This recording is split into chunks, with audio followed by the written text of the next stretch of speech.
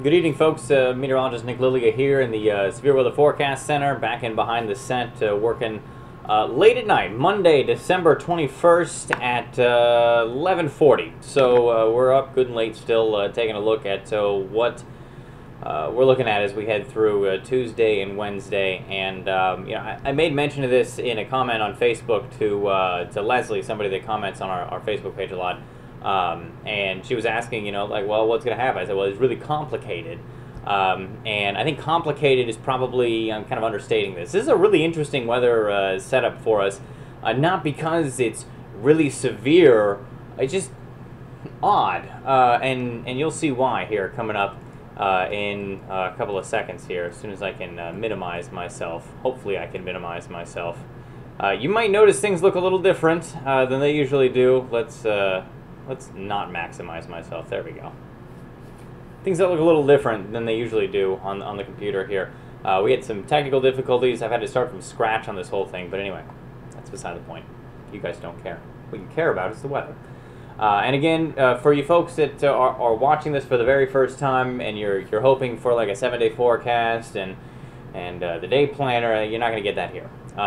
You get that on the news, you get that on the website, you can get that on our app if you want to download it. This is a weather breakdown for what we're going to see atmospherically, why we're concerned about severe weather, when we're concerned for that severe weather, and what in the atmosphere is happening above us to give us the opportunity for specific kinds of severe weather that we're looking at over the next couple of days. So again, if this is your first time seeing this, and you're hoping for a day planner, you go, oh, I got to go to church on Christmas. I wonder what it's going to look like. Let's watch the next video. Just stop watching right now. Don't, but you're not going to get that. What you are going to get is a lot of great information that will hopefully help you make smart decisions on Wednesday about your particular area and whatever it is that you're doing. Okay. Slight risk in effect for parts of Mississippi, Alabama, Tennessee, Arkansas, and Louisiana. Recall last night we had that little 15% area kind of right in here. We were looking at the SIPS analogs, and I was saying, more stuff happened just off to the south, but right along I-20, more stuff happened off to the east. We'd have some stuff off to the north, too. And I said, I wouldn't be surprised if they kind of sagged that to the south and kind of brought that, maybe looking something like that. The SPC didn't do that. There's a lot of discussion today between all of us weather dorks about all of this.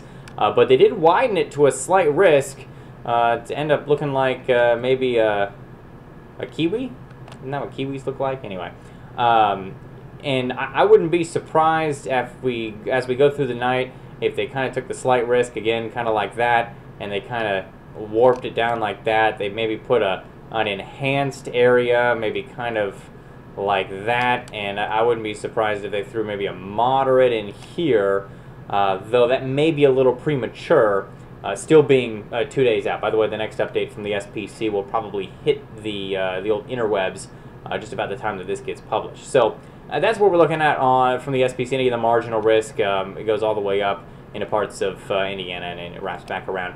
We're always talking about that 1 to 5 scale: marginal 1, slight 2, enhanced 3, moderate 4, high 5. And I don't think we'll see a high off of this. There was some folks who were suggesting, oh, we might see our first high risk. And, if we saw that, maybe it would be kind of right in that ballpark there. There's some argument that could be made that we might have enough oomph in the atmosphere, enough of these ingredients to warrant maybe a marginal risk back down here too. But nevertheless, we'll dive right into some things. So here we go, the 500 or the 300 millibar chart. You can see the jet come in, wrapping itself around. We were talking about that last night. Dives in and across parts of Texas.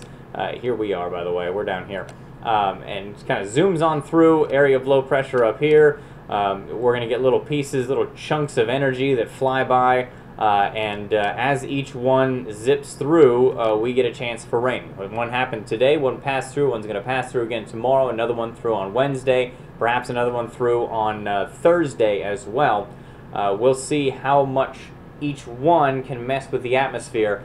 Because the cool thing about weather is you can disrupt the atmosphere. So, number 1 passes through and ruffles up the atmosphere enough. When number 2 goes through, not as much happens. So this happens in the plains a lot in the spring. You get a day of good convection, good thunderstorm activity, and you've worked over the atmosphere. Thunderstorms in the atmosphere, it's all about balancing an equation. You get thunderstorms to go, you can kind of balance that equation out, and then you've got to wait for number 3 to show up before anything happens, and maybe that doesn't do anything because it still worked over from number 1, which means number 4 way back here is the real one you have to worry about. And folks, to be honest, that's what makes this scenario a little more difficult for a lot of the meteorologists, including myself, is, you know, we had some rain today. Well, how much did that work over the atmosphere? We don't know necessarily. We didn't see much in the way of severe weather. Mainly it was just rain, but did that do enough to stabilize the atmosphere as we head overnight to keep things stable longer tomorrow so things don't fire off until the evening? You kind of get the cascade, the effect there. One thing I did want to note at 500 millibars or so, see this 10-degree line? We were talking about that yesterday, right in there or so. In fact, let's go back to yesterday. What were we talking about yesterday? Let's go back. We'll slide this down. See that big dip that's in here we were talking about? Let's go back another day. How about that? We'll go all the way back to Sunday. Look at how much farther south this is. So recall I was saying yesterday that the models were trending cooler and cooler and cooler aloft at 500 millibars, about 20,000 feet, 18 to 20,000 feet. And they were trending warmer at the surface and the lower levels between 0 and 4,000 feet, getting warmer and warmer and warmer. It's pushing at the surface, pushing all that warm air from the Caribbean up, and at the same time pushing more of that cold air from Canada down above it. And what you were doing, you were creating more instability. And so I was concerned that if we continued to trend this way, we would end up in a situation where we have unbelievable amounts of instability as well as enough spin in the atmosphere. Well, we'd really have to worry about severe weather. Well, you know, things have, let's go back to the latest data. Things have really calmed back down in terms of that cold air sneaking down. You know, we're going to be sitting right around 10 degrees C below zero at 500 millibars, 20,000 feet. And again, that's kind of the that's a good rule of thumb in terms of severe weather. Chances are you're probably not going to see any severe weather across South Mississippi unless you can get near, at, or below 10 degrees below zero at the 500 millibar level. In fact, the most recent busts have happened because a nose of this warmer air that you see down here, the more yellow colors, it kind of nosed its way in here. We couldn't get the instability going.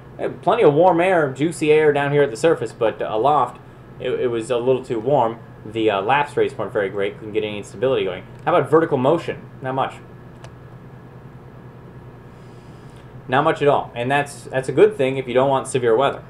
You don't want a lot of vertical motion. You know, usually we look for, you know, these kind of things up here. You can see the brighter reds. That's where you start to get down here. Vertical motion in the negative is actually producing severe weather because we're working in the negative direction.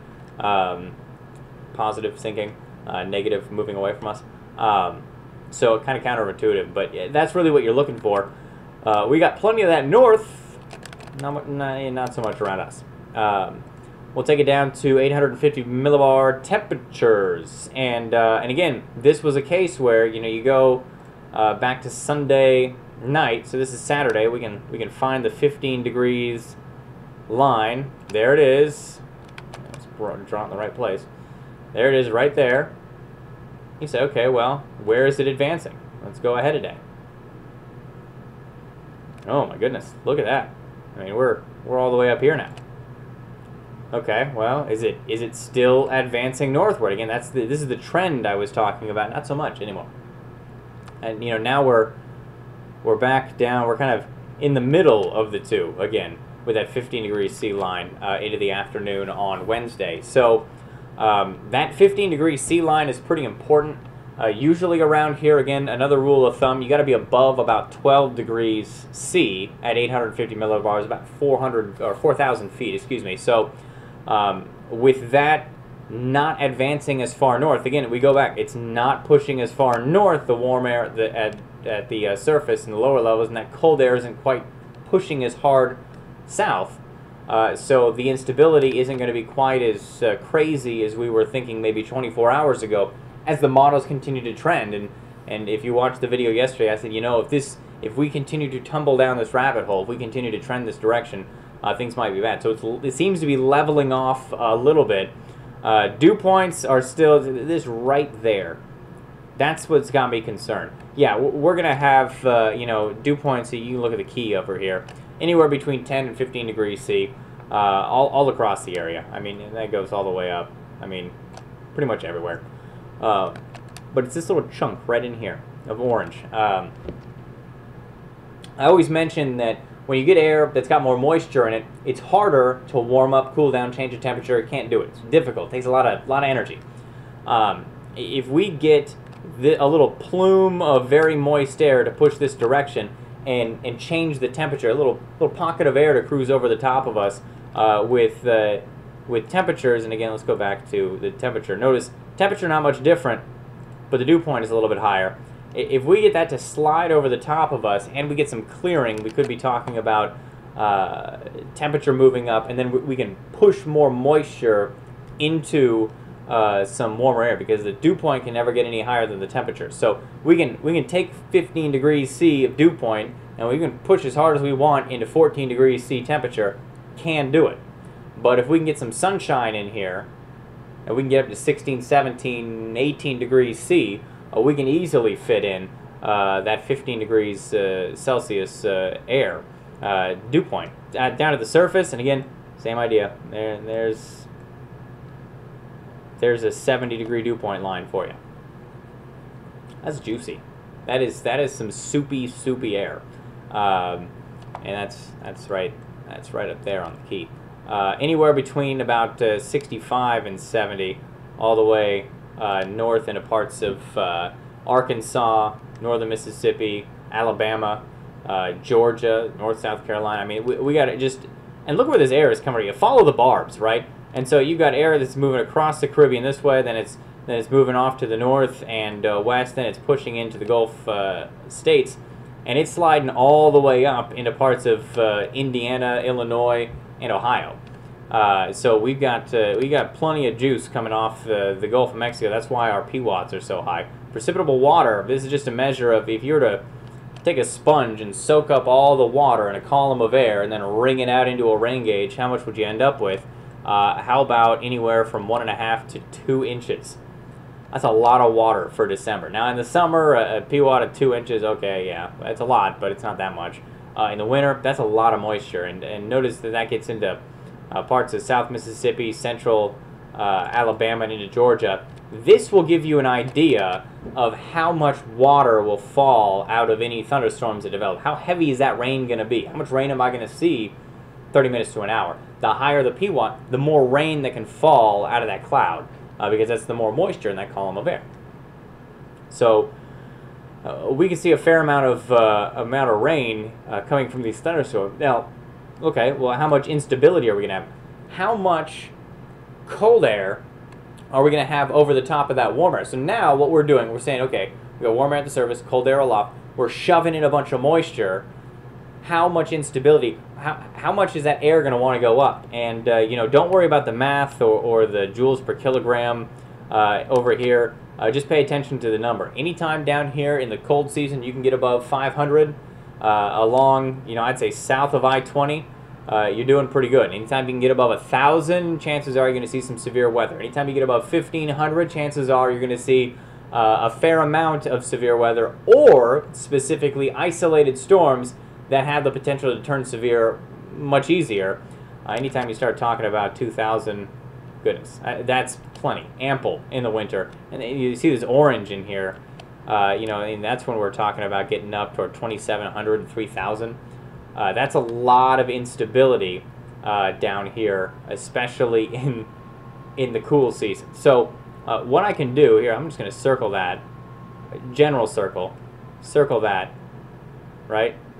So we're gonna leave that. So that is roughly what we're looking at for instability, right? So there's your lifted indices. How much does a parcel of air want to move up? It's basically in the same place, though we do have an area in the Gulf of Mexico that's, and again, remember, follow the barbs. Barbs are taking you from the Caribbean across the Gulf of Mexico and shoving it into the Gulf states.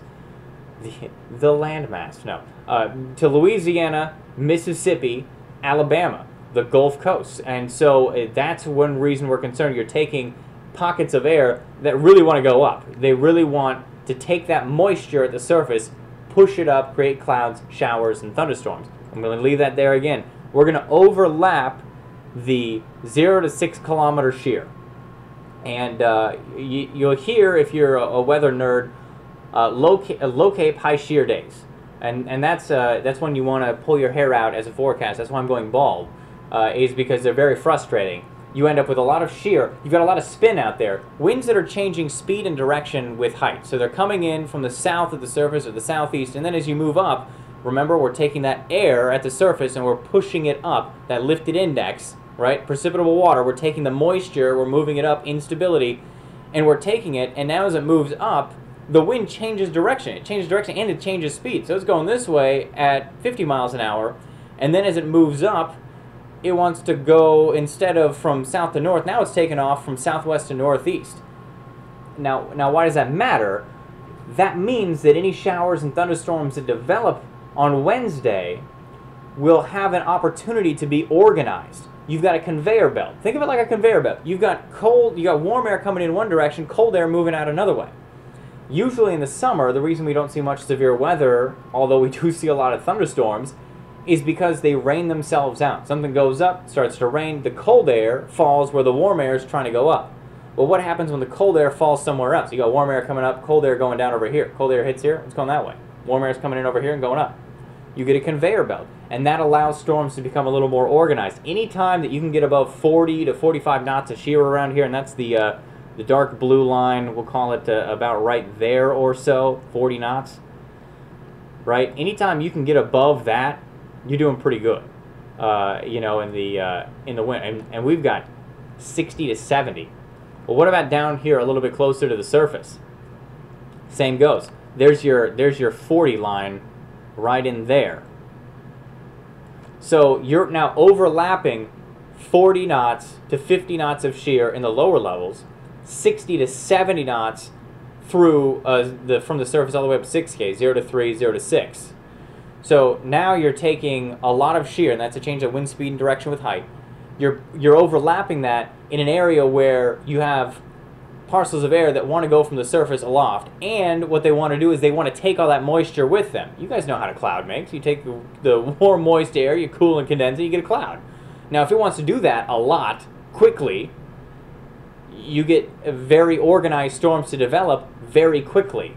Lapse rates for tomorrow aren't going to be necessarily all that high, but we will have a fair amount of instability. On top of that, how about helicity? That's how much spin we have out there. Helicity values are a little bit higher the farther you go north, and I know this looks like a jumbled mess on the screen now, but look at where everything is overlapping. And that's why we're concerned about severe weather on Wednesday. And you might hear from people that are saying, oh, well, you know, we're going to give you a responsible forecast and we're not going to overhype it. I'm not trying to hype this. I'm just trying to give you guys an idea of what are the ingredients you need. Well, you need winds that are diverging aloft. You need cold air at 500 millibars. You need warm air at 850. You need some instability. You need some moisture. You need some wind shear and some spin. We have all of those things tomorrow, which is why the SPC has gone with a slight risk, which is why I think they'll probably up that a little bit. But the interesting thing is, look at this is the composite reflectivity. That's a fancy way of saying, what do we think the radar will look like? Even given all of that, all 7 of those parameters, and there's more. The STP, we'll get to that in a second. The SCP, we'll get to that in a second. Even with all of that, how many of you guys can pick out all the rain that's falling? Not that much, is there?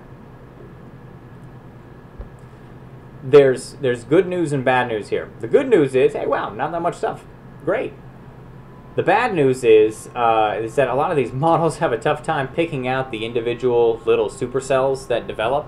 Our 4K model, we'll look at that here in a second. The 4K model is a little bit better, but generally speaking, has a tough time picking that up. The other thing, we may luck out. Now, some of you folks in South Mississippi that watch these videos or that just pay attention to the weather a little bit closer may remember last December 17th, I believe it was, we had an opportunity, may have been November 17th, we had an opportunity last year, similar situation, the numbers weren't quite as high, but we had a pretty good shot for severe weather around here. And I warned you folks, I said, well, if we get things to develop off the coast as it looks right now, that's going to stop. Okay, so remember, we're taking air, we're taking it from the Caribbean, we're taking it into the Gulf, and we're pushing it up, right? Well, if you get showers and thunderstorms in here, it's going to eat a lot of that. It's going to take that, and it'll pass through it, but on the other side, it's not going to be as warm.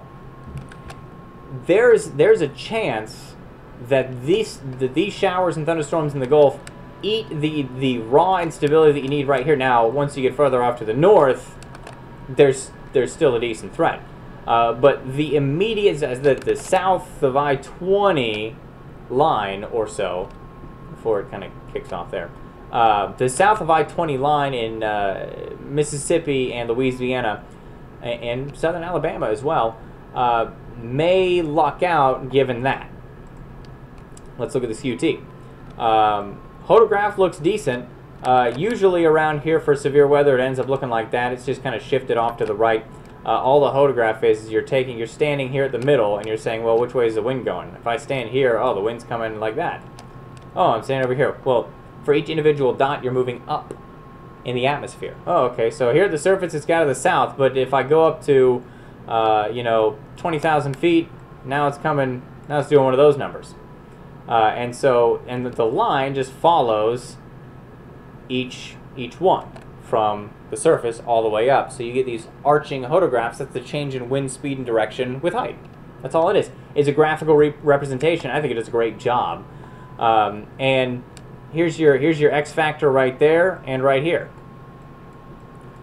If we get a little bit warmer, say we're out here, the red line temperature, green line dew point, and remember this QT goes sideways, so you're reading temperatures going sideways like this, not straight up and down. So follow the line sideways, kind of diagonal. Right there, right there. I'll try and highlight these a little bit better. And 10 below. And again, 10 below intersecting the line at 500 millibars.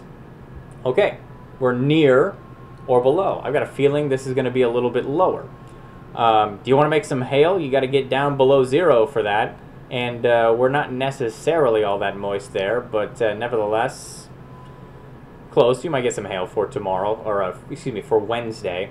And then, what are we looking like at 8:50? Well, we're sitting right here, about 15 or so.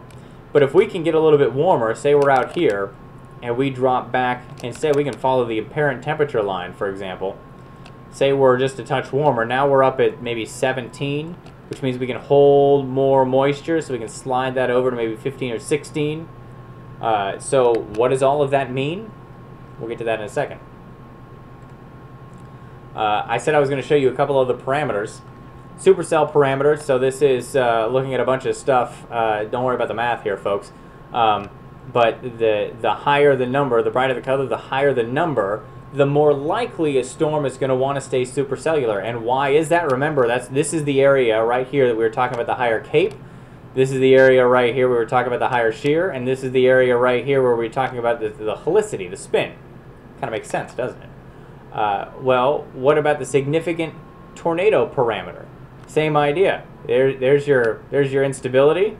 There's your shear. There's your helicity, right? I mean, it all starts to kind of make sense. Now let's look at the helicity again. This is just kind of a closer peek at it. And I wanted to point something out here. You see that purple color? We're going to slide off to the bottom here. Now, this is 5. EHI, Energy Helicity Index, is a mathematical equation that takes your CAPE and your helicity and it divides it by a base now as 160,000. We're going to see here in a second, EHI, anytime you get 0 to 1 or so, you probably get a couple of supercells, you may be able to spin up a brief weak tornado. Anytime you get from 1 to 3 or so, you're talking about the opportunity for some stronger tornadoes, but nothing completely damaging. Anytime you start to get above 4, 5, and 6, that's when you start to talk, and we'll see this here in a second, that's when you start to talk about the atmosphere being conducive to producing very strong tornadoes. It doesn't mean it's going to happen, but the atmosphere can do it. It's that 7 and more, 7 parameters, right? We've got them all working here. So, but the EHI strictly looks at CAPE, instability, and helicity, spin. And again, the reflectivity. I mean, we'll see. This would be interesting. Notice that there's nothing happening down here either. This could be a case where what happens tomorrow, the model is saying what happens tomorrow works over the atmosphere. So we've got all of this stuff happening in the atmosphere, can't get anything going. It's worked over. I've seen it happen many a times in the plains. You go out, you think you're going to get something, and you get showers and thunderstorms the previous day. Kind of no big deal, but it works over the atmosphere enough to the point where you got nothing. This is, I made mention of this on the news. I said this is a big boom or bust day. It's like drafting Johnny Manziel. It totally is. This is a Johnny Manziel forecast. He's either going to figure it out and he's going to be the next Michael Vick, or he's not going to figure it out and he's going to be what we've seen of Johnny Manziel thus far, and not that much. Another way we can kind of look at this, instead of looking at the simulator radar, is we can say, well, where has it rained in the last 6 hours? And you can follow the tracks in here and get an idea of how long showers and thunderstorms that have developed, the computer says, well, how long are they going to stay together? How long where are they going to go? Notice that around South Mississippi, our neck of the woods, for you folks that are watching this in South Mississippi that tune into WTAM, for the rest of you folks out there that are watching this, you can pay attention to your part of the map. But notice for us, really not much. We'll have to see. Here's I-20, by the way, kind of right in there. So south of I-20, not that much. North of I-20, a lot. Okay, so I was talking about individual parameters, and we can go to the severe weather worksheet here. Pay no attention to the euro here and the wrap. I didn't have a chance to get to these guys. And pay no attention to the average because it's taking the average of the euro and the wrap in there. Don't worry about that. Pay attention to the GFS, to the NAM, and to the SREF.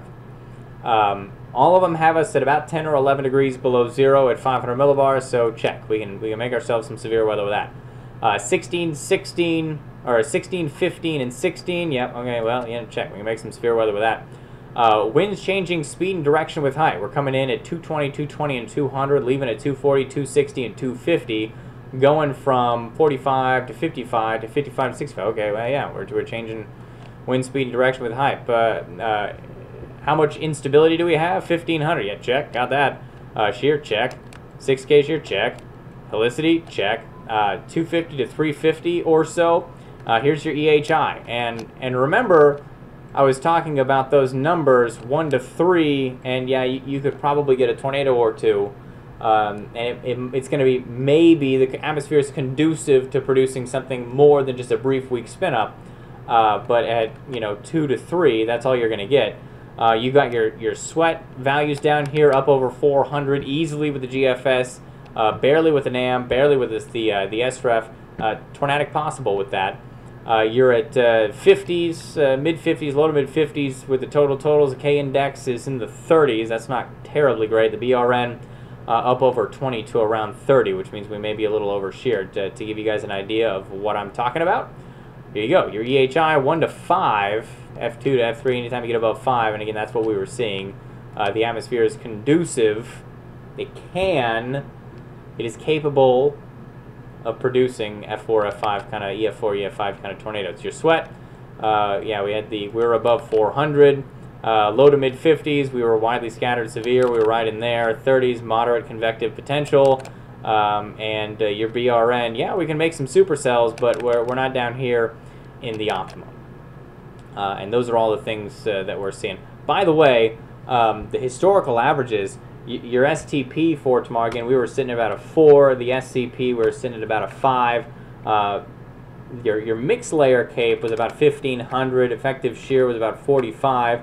Helicity was 300, and the LCLs were 750. So where do these fall? Well, you're a little too high here, so that's kind of right out. You're in here. You're a little too high here. You're in here. You're in here. You're in here. So we've got 3 of the 5, but really, we're just too high on 2 of them. So that's why we're still concerned about the opportunity for some severe weather, which brings me back to that slight risk that they have across part of the area.